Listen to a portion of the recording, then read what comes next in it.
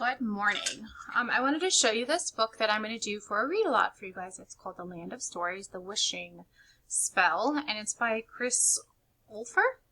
I really like this book, but I'm also going to do like a mini lesson with it sometimes, and then we can go ahead and talk about different things that also happen in this book. I know some of the parents were asking for a read-aloud. For home, I don't have a huge amount of read-aloud books. Maybe if you guys can get to the library, that would be super helpful, but I love this story and I wanted to share it with you. So when you do chapter books or books with no pictures, you really have to create those pictures in your mind.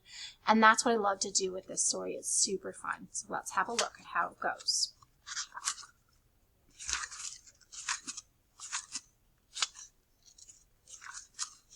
The Queen's Visit. The dungeon was a miserable place. Light was scarce and flickered from the torches bolted to the stone walls. Foul-smelling water dripped inside from the moat circling the palace above. Large rats chased each other across the floor, searching for food. This was no place for a queen. It was just past midnight, and it was quiet, except for the occasional rustle of a chain. Through the heavy silence, a single set of footsteps echoed through the hallways, and someone was climbing down the spiral steps to the dungeon. A young woman emerged down the steps, dressed head to toe in a long emerald cloak. She cautiously made her way past a row of cells, sparking the interest of the prisoners inside. With every step she took, her pace became slower and slower, and her heart beat faster and faster. The prison was arranged according to crime. The deeper she walked into the dungeon, the crueler and more dangerous the criminals became. Her sights were set on a cell at the end of the hall, where a prisoner of special interest was being watched by a large private guard. The woman had come to ask a question. It was a simple question, but it consumed her thoughts every day. It kept her lying awake most nights, and was the only thing she dreamed about. With the little sleep she managed. Only one person could give her the answer she needed, and that person was on the other side of the prison bars ahead. I wish I could see her, the cloaked woman said to the guard. I wish to see her, the cloaked woman said to the guard. No one is allowed to see her, the guard said, almost amused by the request. I'm on strict orders from the royal family. The woman lowered her hood and revealed her face. Her skin was pale as snow. Her hair was as dark as coal, and her eyes were as green as the forest. Her beauty was known throughout the land, and her story was known even beyond that. Your Majesty, please forgive me, the stunned guard apologized. He quickly bent into an overly pronounced bow. I wasn't expecting anyone from the palace. So when you think of someone, this is based on fairy tales. When you think of fairy tales, someone white as snow, dark hair, and green eyes. I wonder if you can figure out which fairy tale princess that is. No apology necessary, she said. But please, don't speak of my presence here tonight. Of course, the guard said, nodding. The woman faced the bars, waiting for them to be raised, but the guard hesitated. Are you sure you want to go in there, Your Highness? The guard said. There's no telling what she's capable of. I must see her, the woman said, at any cost. The guard began turning the large circular lever. So a lever, he's turning it, and the bars of the cell rose. The woman took a deep breath and continued past them. She journeyed through a longer, darker hallway where a series of bars and barriers were raised and then lowered after she walked past them. Finally, she reached the end of the hall, and the last set of bars was raised, and she stepped into the cell. The prisoner was a woman. She sat on a stool in the center of the cell and stared up at a small window. The prisoner waited a few moments before acknowledging the visitor behind her. It was the first visitor she had ever had, and she knew who it was without looking. There was only one person that it could be.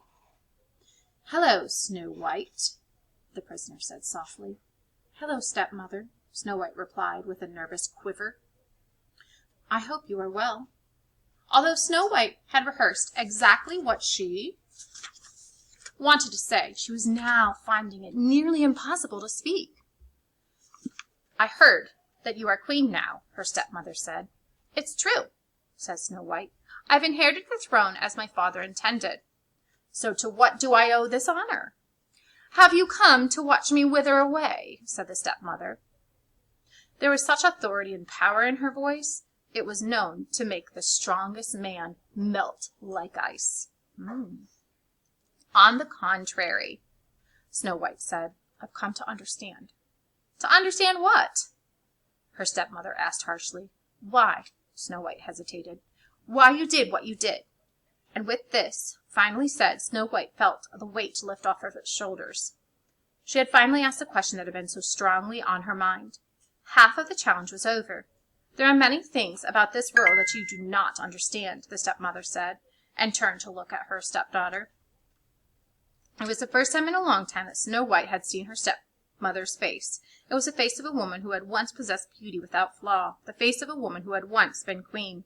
Now the woman sitting before her was just a prisoner, whose looks had faded into a permanent, sorrowful scowl, so like an angry face. "That may be," Snow White said, "but can you blame me for trying to find some sort of reason behind your actions?" The recent years of Snow White's life had become more scandalous of the kingdom's royal history. Everyone knew the story of the fair princess who had taken refuge with the 7 dwarfs while hiding from her jealous stepmother. Everyone knew the infamous poisoned apple, and the dashing prince who had saved Snow White. The story was simple, but the aftermath was not. Even with a new marriage, the monarchy, to occupy her time, Snow White found herself constantly wondering if the theories of her stepmother's vanity was true. Something inside the new queen refused to believe that someone could be so malice. "Do you know what they're calling you out there?" Snow White asked. "Outside the prison walls, the world refers to you as the evil queen." "If that is what the world has labeled me, then that is what name I shall learn to live with," the evil queen said. "And then once the world has made a decision, there is little anyone can do to change its mind." Snow White was astonished by how little her stepmother cared. But Snow White needed her to care. She needed to know there was some humanity left in her. So humanity is good. So she wanted to know there was some good left in her. "They wanted to execute you after they discovered your crimes against me. The whole kingdom wanted you dead." Snow White's voice faded to a faint whisper as she fought off the emotions building up inside of her. "But I wouldn't allow it. I couldn't." "Am I supposed to thank you for sparing me?" the evil queen asked. "If you expect someone to fall at your feet and express gratitude, you've come to the wrong cell." "I didn't do it for you. I did it for myself," Snow White said. "Like it or not, you are the only mother I have ever known. I refuse to believe that you are a soulless monster that the rest of the world claims you to be. Whether it's true or not, I believe there is a heart deep down inside of you." Tears rolled down Snow White's pale face. She had promised herself that she would stay strong, but she had lost control of her emotions once she was in her stepmother's presence. "Then I'm afraid you were wrong," the evil queen said. "The only soul I have ever had died a long time ago. The only heart you'll find in my possession is a heart of stone." The evil queen did indeed have a heart of stone, but not inside of her. The rock, the shape and size of a human heart, was on a small table in the corner of the cell. It was the only item the evil queen had been permitted to keep when she was arrested. Snow White recognized the stone from her childhood. It had always been very precious to her stepmother, and the evil queen had never let it out of her sight. Snow White had never been allowed to touch it or hold it, but nothing was stopping her now. Excuse me. She walked across the cell, picked it up, and curiously stared down at it. It brought back so many memories, all the neglect and sadness her stepmother had caused her, as a child rushed through her. "All my life I've only wanted one thing," Snow White said. "Your love." When I was a girl, I used to spend hours hiding in the palace just hoping you would notice I was missing. But you never did. You spent your days in your chambers with your mirrors and your skin creams and this stone. You spent more time with strangers and anti-aging methods than you did with your own daughter. But why? The Evil Queen did not answer. You tried to kill me 4 times. 3 of them you attempted yourself, Snow White said, shaking her head in disbelief. When you dressed as an old woman and came to me at the dwarf's cottage, I knew it was you. I knew you were dangerous, but I kept letting you in. I kept hoping you would change. I let you harm me. Snow White had never confessed to anyone, and she couldn't help but bury her face in her palms and of her hands and cry after saying it. You think you know heartbreak? The Evil Queen said so sharply it startled her stepdaughter. You know nothing of pain. You never received affection from me, but from the moment you were born, you were loved by your whole kingdom. Others, however, are not so fortunate. Others, Snow White, sometimes have only love. Sometimes Snow White sometimes have the only loves they've ever known taken from them. Sorry about that. Snow White didn't know what to say. What love was she referring to? Are you speaking of my father? Snow White asked. The Evil Queen closed her eyes and shook her head. Naivety is such a privileged trait, she said. Believe it or not, Snow White, I had my own life before I came into yours. Snow White grew quiet and slightly ashamed. Of course she knew her stepmother had had a life prior to marrying her father, but she had never considered what it had consisted of. Her stepmother had always been such a private person. Snow White never had reason to. Where is my mirror? The Evil Queen demanded. It's to be destroyed, Snow White told her. Suddenly the Evil Queen's stone became much heavier in Snow White's hand. Snow White did not know if it was really happening or if she was imagining it. Her arm became tired from holding the stone hard, and she had to put it aside. There's so much you're not telling me, Snow White said. There are so many things you've kept from me all these years. The Evil Queen lowered her head and stared at the ground. She remained silent. I may be the only person in the world with any compassion for you. Please tell me it isn't going to waste, Snow White pleaded. If there were events in your past that influenced your recent decisions, please explain them to me. Still, there was no response. I'm not leaving here until you tell me, Snow White yelled, raising her voice for the first time in her life. Fine, the Evil Queen said. Snow White took a seat on another stool in the cell.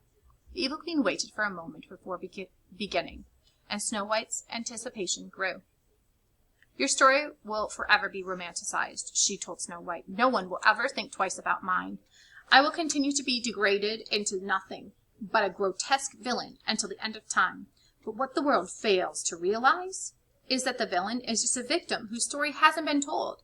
Everything I've done, my life's works, my crimes against you, has all been for him. Snow White felt her heart grow heavy. Her head was spinning, and curiosity had taken over her entire body.